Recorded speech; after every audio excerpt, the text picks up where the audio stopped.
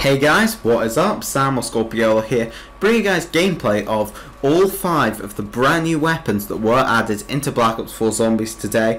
All of these weapons have been in the other modes for a little while now, but they're finally all in Zombies available in the mystery box. These include the Swat RFT, the Daemon 3XB and the KAP-45. 3 weapons that have been added to Black Ops 4 through the tier system, and we also have the Grav, which is the Galil, and the MP-40, which have been in Blackout since launch, but for some reason were never put into Zombies, and neither of them can unfortunately take attachments. So all of these weapons are only acquirable in Zombies through the mystery box, and in this video I'm going to be showing you guys gameplay of both the Pack-a-Punch and Unpack-a-Punch versions. Some are better than others, honestly. Now, with the 3 that are obviously new, as I say, they are only available to put attachments on if you've unlocked them in the tier system. The other 2 can't take any attachments at all, but all 5 can, they have camo challenges associated with them to unlock their own unique sets of camos. So we're going to be starting off with the classic weapons, because I know that's what a lot of you will have been wanting to see. So we're going to be starting off with the Grav, which is the Galil pretty much, and unfortunately it doesn't have its classic Pack-a-Punch name, the Lamentation. It's actually now called the Gravestone. I don't know who decided to rename this weapon or why, so very odd decision I think personally. And all around, this weapon feels mediocre, honestly. Because it can't take any attachments, it feels like it's falling behind a little bit compared to the other weapons in the assault rifle class. I feel like I would prefer to run a weapon like the brand new SWAT or the Vapor or the ICR. I feel like all round it is decently powerful and it is a very competent weapon, but I just feel like there's significantly better options due to that, and I think I really wish we could get attachments on it, but it's the way it is. And I'm just going to, for each of these weapons, let a bit more gameplay roll. So yeah, our next weapon after this will be the MP-40, and the timestamps for all of these will be in the description for each weapon if you're looking to skip to a specific one.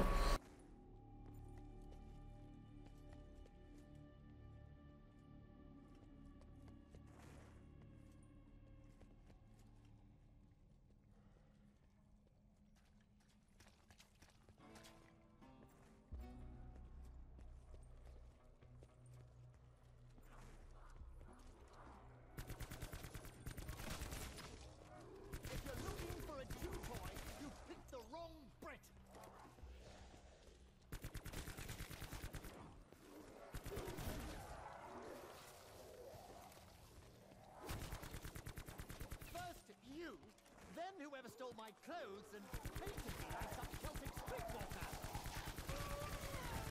streetwalker. So our next weapon up is the MP-40, and unfortunately this weapon, as you'll be seeing from the gameplay on screen, is kind of trash, to be honest.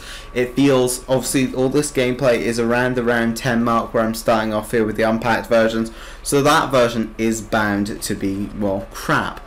But when you Pack-a-Punch it, it really doesn't get that much better. All of these Pack-a-Punch gameplays is only tier 1 Pack-a-Punch, so no double pack on this yet. But honestly, I feel like just compared to any other weapon, this weapon feels severely underpowered. Obviously, SMGs aren't exactly a dominant kind of weapon in this game. It does at least have its classic Pack-a-Punch name being the Afterburner, and it does feel really nice to fire, but it just isn't going to be tearing through zombies at all, really. It's going to be taking you even a fair few headshots to be able to kill a single zombie, even where I am now about the round 12 to 15 mark.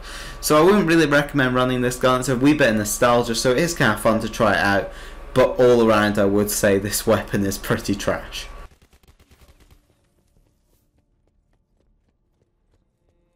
That man in the mask seemed rather ominous. Very determined to complete this game. Use us to complete it, more like.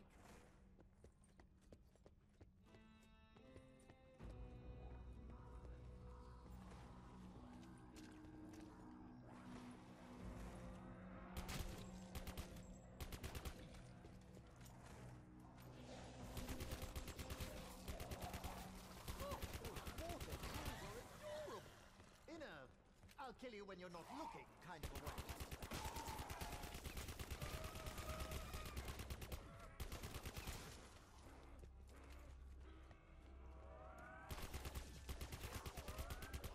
Oh no!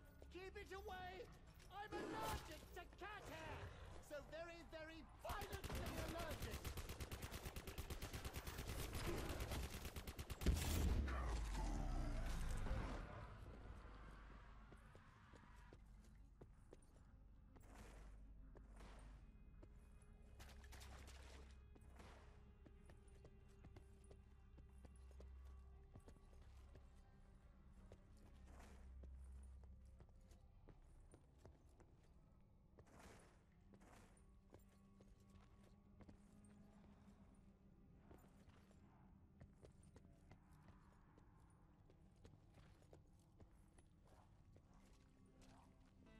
Our next weapon up is one that I'm finally going to have nice things to say about, and this would be the Swat RFT. And this is a weapon I'm really liking personally, honestly. It feels so nice to fire, and this is even without attachments unlocked on it. All of the gameplay you'll be seeing in this gameplay is raw, it's no attachments, it's just the base version. And to me, this gun is a lot of fun. It feels very powerful. It feels like it very much goes toe to toe with the other assault rifles. The only issue is ammo, because it's obviously a box weapon. But I guess with silver bullets on Dead in the Night, and maybe it'll be wall buys in future maps, it does feel like a very fun weapon to use, and one I would honestly, you know, if I took it this out of the box, I'd be interested to keep using it, because particularly if you hit headshots, this thing absolutely melts. You may know if you're a Blackout player, this thing is god tier in that mode, and it's, well, still just as good in this. Once Pack-a-Punch, this weapon will actually go up to 60 bullets in the clip, and it will gain the new name of the Rift Breacher, and I would just highly recommend running this weapon. Honestly, I'll be interested to try and do some Easter eggs with it and see generally how it performs as it goes up through the rounds.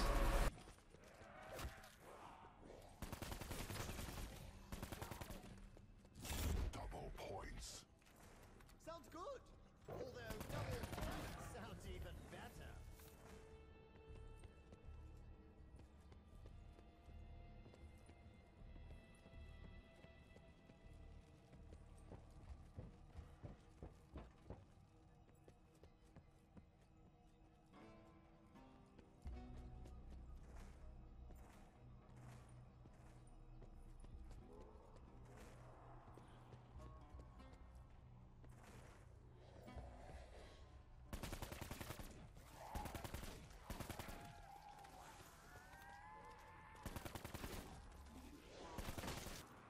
Our next weapon is the Daemon 3XB. Now this is a 3-round burst SMG, which much like the MP-40 and pretty much every SMG in this game with a couple of exceptions, this one's not very good honestly. Without the attachments at least, I'm not sure maybe how some of those attachments might bump it up a bit, but from what I'm using here in the bare bones model, this weapon is not very good.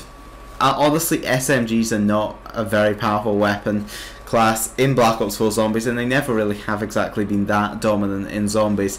As you're seeing here on round 13, multiple bursts to the head with the unpacked version, and honestly you're going to struggle to one burst even with the Pack-a-Punch around this round mark. So this is another one that with all these weapons I would highly recommend you go in the game, and with mutations you can flick about the settings to try and get them out of the box to give them a shot, but this is one I wouldn't run for any purpose realistically, honestly. I mean, I guess every box needs filled up with some trash weapons to hide behind the gems in it, but realistically this one really isn't worth your time.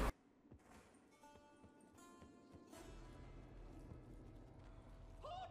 Fire is hot! Can confirm! Ask anyone!